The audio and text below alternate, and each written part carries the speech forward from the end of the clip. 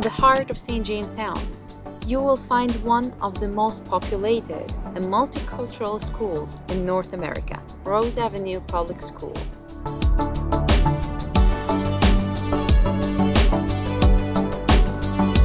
The school has a student population of over 650. For over 15 years, they have been working on an amazing project with Green Thumbs on community gardens.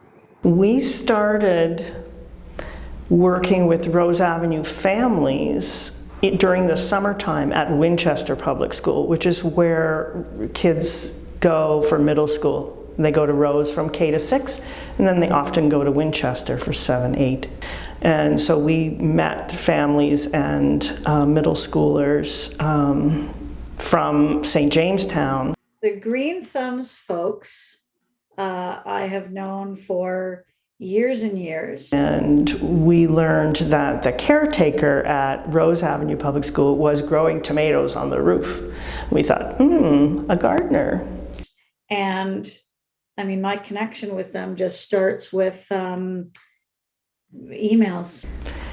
And so this was about 2005, and we approached the school and asked if they were interested in having their own school garden. Saying, who wants to do a garden program? And of course I said, yes, absolutely. And they were. And so we kind of, co-developed the garden spaces with the school over the last 15, 16 years. So how did the teachers respond to the community gardens at Rose Avenue School? At Rose Avenue, they are, like the teaching staff at Rose Avenue is very engaged. Out of our 3 schools, I would say they're the most engaged. And it's because they know how much the kids in the community need that green space and how valuable it really is. So my class has done a couple of different programs with Green Thumbs over the past, goodness gracious, years and years. We've done a program where the students learned about worms. Some of the educators from Green Thumbs Growing Kids came and did an earthworm project. We had an earthworm bin in our classroom. We composted stuff. Here's a kid holding an earthworm egg, which is the little spherical blob that's on there. And them knowing about earthworms and being able to handle them was a big step for a lot of students, because it's not something that they would normally do. But what is Green Thumbs, and why does it collaborate with Rose Avenue School? Green Thumbs is a community partner to 3 school gardens in the neighborhood. So in St. Jamestown, in Cabbagetown, and in Regent Park.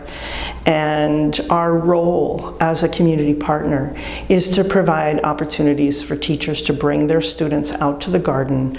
And basically the garden becomes the teacher. And when they're able to do that, they become much more interested in digging in the garden. So they start planting seeds, they start weeding the garden, and they grow their own plants. And one of the things that Green Thumbs does, their kids growing program, lets students grow plants from seed or from little sprouts, and then they get to eat them. You do what needs to be done at that time of year, time of day, seasonal activities, so planting, mulching, harvesting, composting, whatever needs to be done. So Green Thumbs is focused on school gardens, but they become school community gardens in the summer when the kids are not there. So they're kind of a hybrid. They're instructional during the school day and during the school year, but then they kind of morph into more of a community focus, and food production becomes very important in the summertime to make sure that that food is going home to families who need it and who appreciate sometimes the cultural foods that are hard to find in the marketplace that they can grow. So we try to meet those needs in the community for fresh, local, healthy food.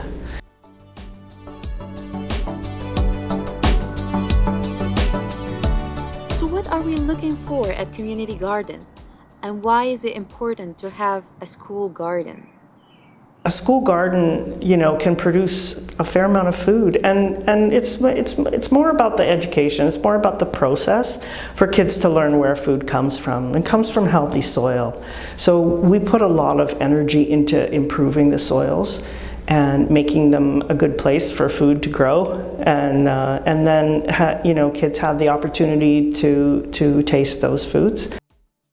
And seeing a child run into the garden at Rose Avenue on a Sunday and grab a nice, warm, plump raspberry off a bush, eat it, and then run over to join their family again. This is the sort of interaction that you get. Or like the Rose Avenue caretaker's office is just, directions. It's right there. Yeah. So I was in the caretaker's office last year, bringing them coffee, because we bring each other coffee. And just outside of their office, there's peas that grow there, little tiny snow peas. And I saw little hands coming by the window, grabbing a pea, and then just yanking it. And the whole pea plant goes like that, right? And then I hear this big, deep voice, no, let me show you. I was like, is that like an adult with a kid? And so this person comes up to this little kid. It was an ex-Rose student who was in grade 10. He was on his way home. And he showed the kid, look, you got to pinch the plant and then twist the pea, and then you don't hurt the hair. You can eat this now. So this kid who had done gardening when he was at Rose years and years earlier was teaching just a stranger, right? This little 6 or 7-year-old guy whose mom was picking up a sibling at daycare. Just show this random, and then the guy's like, okay, I'll see you later. And then he left. But like, that's the sort of thing that you get when kids are doing gardening. Our model is to work with a cluster of schools. Right now it's 3. It has been 4 at other times. And then the sort of program design is that our staff will come once a week and run 3 or 4 classes in the garden each week. So the garden is never left for longer than a week, and often there's maintenance that takes place in between. But that's the model, essentially, given our budget. I mean, if we doubled our budget, maybe we could do 6 or 8, but we're not there yet. And I think with more institutional support, we could do that, but right now we don't get any money from the school board or the province to run these programs. These are considered extracurricular, so we have to raise that money ourselves. I mean, my dream would be that this would be in the curriculum and that there would be gardeners hired by schools in the same way that a librarian is hired to help kids learn to read. We would have gardeners helping kids learn how to plant and learning about the soil and the earth and the planet and good healthy food. Yeah, that's the dream. So what is the impact of school gardens on the students? Students spend 20% of their school day outside, right? 20% is recess. By the end of grade 8, if they're spending 20% outside, that's 2 years of their school is spent at recess. So what are we doing to foster inclusion, to stop bullying, to make sure that kids are safe? So there's a program called OPAL, OPAL, and it stands for Outdoor Play and Learning. And what it is a loose parts program. So you give kids loose parts to play with. Sometimes it's found materials, sometimes it's like big logs, right? Different stuff. And I thought, how can I bring an opal program to the garden that we have at Rose? So I brought little trowels, little cultivators, right? Little tiny hand rakes, a few other things. And I told my class once a week during morning recess, we're going to go to the garden. And here, I'm giving you all this stuff. And because we were approaching the project with an understanding of the 3 R's, right? Respect yourself, respect each other, respect the environment. They knew where the baby plants were. They knew where not to dig. Those kids went out all weather, right? Even in the dead of winter, right? Here's, this was minus 37. There's the rose garden. They were outside in that. And let me tell you, the research on this sort of program shows that it increases creativity, less competition. It fosters cross-age play. It engages students. There's much less bullying. Students are more physically active because they're engaged in doing tasks together. It includes students of all abilities and levels, and there are virtually no injuries from all weather play like that, right? I just ask that they ask themselves, are you prepared? Is it safe? Is what you're doing safe? Do you feel safe? Is it inclusive? Are you making sure everybody's involved? And is it fun? Because if you're not having a good time out there, like, rethink it. The students' connection to the outdoors that has been brought to us by Green Thumbs has built such resilience among the students that it changes them as people. Like during the winter time, right, where kids are like, they initially come to school in September, and the thought of going outside in the winter time is just it's just an impossible feat for them. They all of a sudden are expecting it and are excited about the challenge. Oh, I know it's going to be cold or wet, but I got to go outside. Kids learn to tie their shoes specifically because, well, we're going outside, I have to. Oh, I'm going to straighten the boots out, make sure they're ready to go outside. We got to be ready, we're going. And the passion that students have just from working with Green Thumbs, it changes them as people. It's remarkable. We're lucky to have Sunday and Green Thumbs, for sure. This happens during school time, but what happens during summertime when the students are on vacation? So we have a kind of a 3-part model for summertime. And what we like to do is we have students hired through the summer to help take care of the gardens. So we're creating some employment for students. And as they're doing that, they're picking the surplus produce, they're bringing it to market, or they're giving it away. Whatever makes sense at the moment. And additionally, we have sort of field trips for day camps. So some of the kids who go to that school might be in a day camp in the neighborhood, and they'll come and participate in some structured activities in the garden, usually including water because it's hot, and you know, they want to get wet, and so that's cool. It's a nice place to be, and there's not enough green space in St. Jamestown, so we want to make sure that people have access through the summer when the weather is hot. So what kind of plants do you usually grow at Rose Avenue School?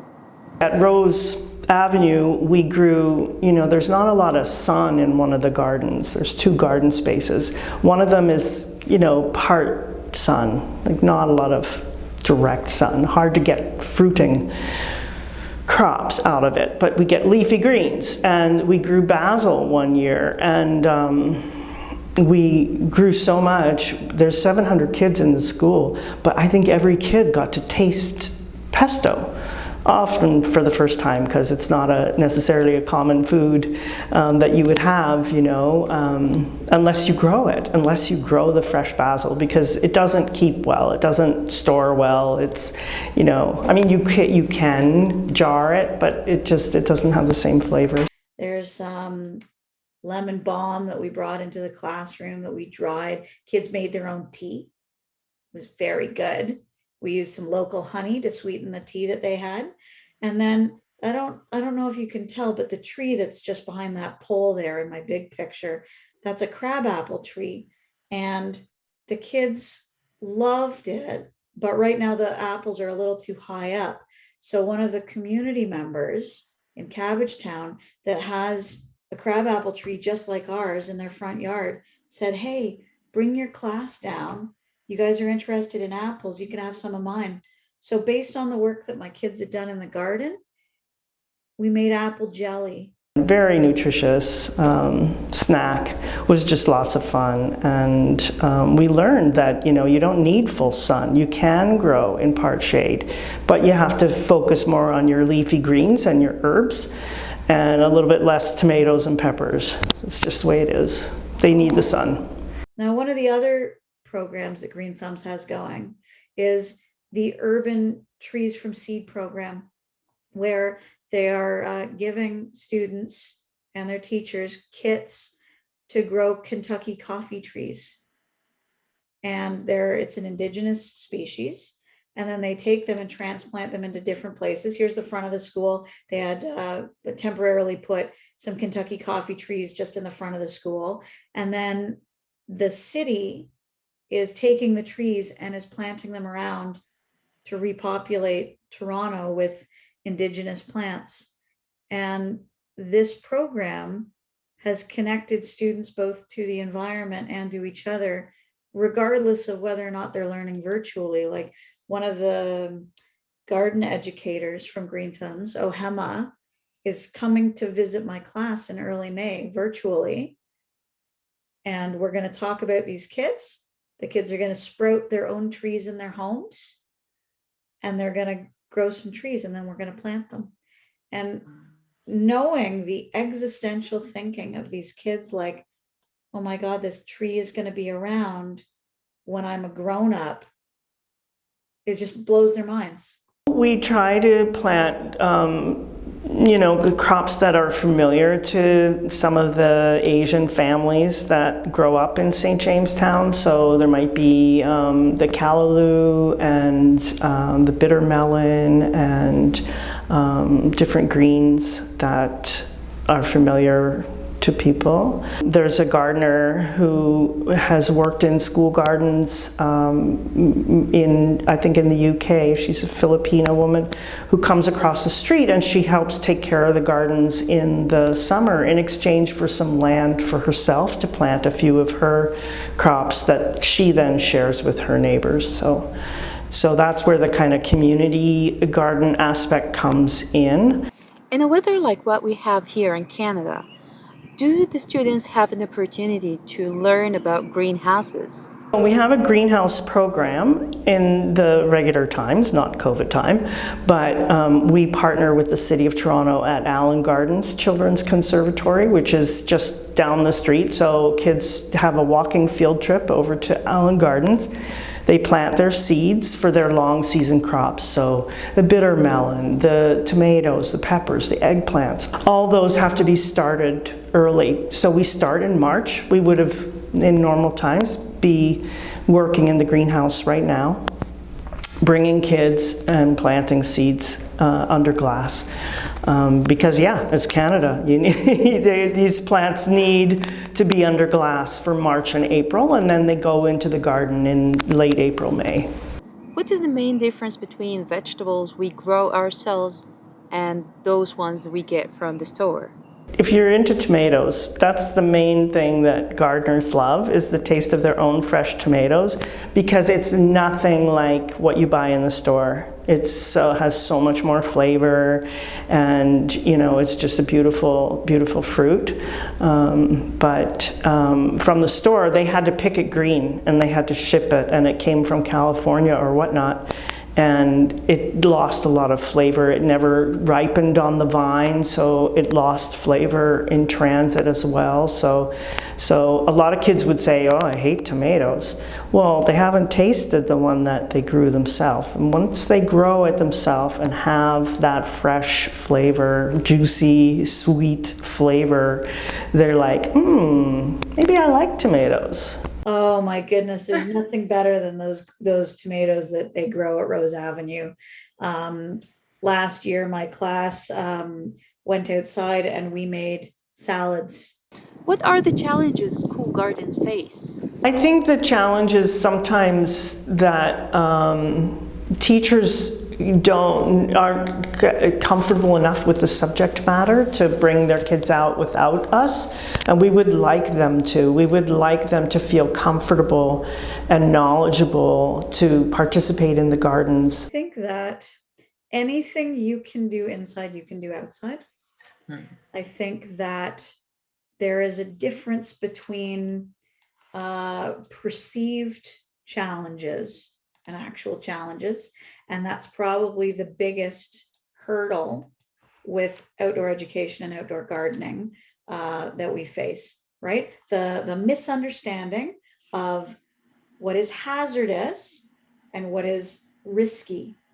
So a hazard is something that's unknown or hidden to the children. It can cause significant injury. Examples would include like broken glass, wires, traffic, right? The things that you'd expect to see in an urban environment. But risks, positive risks, are when students find themselves at or just past their physical limit, like jumping between two logs separated by a gap, right? That's a risk. It's not a hazard. Risks in the garden provide students with the thrill of mastery over time. And when students and their families and other teachers understand the benefits to taking risks, particularly when it's student-led, right? Chosen by the children when they feel ready. That's essential for their healthy development. So I think probably the biggest challenge would be ensuring that all students are on the same page about what the space is, what the space is for, and who's allowed to be there. Well, the answer is you are allowed to be there. In a small space, what kind of issues that could happen between different classes and the students planting in the same area? There's a communications challenge because, you know, if you plant your carrots in one patch and then another class comes and wants to plant tomatoes and they don't know that the carrots are in that bed, then you would have, you know, some sad kids. It was like, no, I planted carrots in that bed and now there's tomatoes. So, you know, we have to find ways to communicate. So we've used digital methods like with mapping and also helping to teach kids mapping using the garden so that it's a communication piece that's very very real, very three and four dimensional because it takes place over time, right? That garden's going to change over the season. Green Thumbs has an absolutely fabulous online garden map. They also have labels for all of their stuff, but their garden map shows exactly what's planted where. Some of their planting is also done by volunteers, right? Volunteer adults, community members that have gotten involved. And because the community members have done this, and maybe they've done it on a weekend, right? Like they go after church and they'll go and plant some stuff and then head home. So if there wasn't great communication, then yeah, it could get a little confusing. Yeah. The raspberry situation though, because that bush that's against the fence makes so much raspberries, it seems to be the only plant that is the absolute free for all of the time. But it makes a lot of berries, that raspberry plant. Not only the students could plant the school garden, even you. People also from the neighborhood could volunteer, but on one condition. neighbors who ask can plant, but it has to be returned to the school in September. So it's kind of a hybrid model. So how does Green Thumbs sustain itself financially? So Green Thumbs Growing Kids is a registered charity, so we can accept donations from individuals and foundations, and we can get government grants and Canada's summer jobs to make sure that people in the community have a chance to work in the gardens in the summer. Additionally, we have just small social enterprises like bringing surplus food to market, growing greens and herbs like high value crops on our rooftop and selling them to restaurants, so that kind of thing. So because you're a registered charity, there's some limits on how you can raise your money. For folks who love Earth and their neighborhood and want to volunteer, what should they do? If anyone wants to volunteer with us, there's an opportunity to do that, probably when COVID is done. We have an active volunteer program, and volunteers can take food home. They can, as long as they have their vulnerable sector police check, they can work with us with children. We like to have more hands and eyes in the garden to make it safe and exciting for kids. Additionally, we've started a project growing native trees from seed. And so we've developed a little tree nursery at Rose Avenue Public School and the other schools as well, where the kids plant the tree seed, and watch it grow, and then they put it into the nursery on the school grounds, and then it grows for 2 years, and then it's removed to its forever home. And hopefully the dream there is that they know where the trees go and they can go visit them. We are hopeful to see more spaces in St. Jamestown. How beautiful it is to look up and see green and flowers looking down from every and each balcony.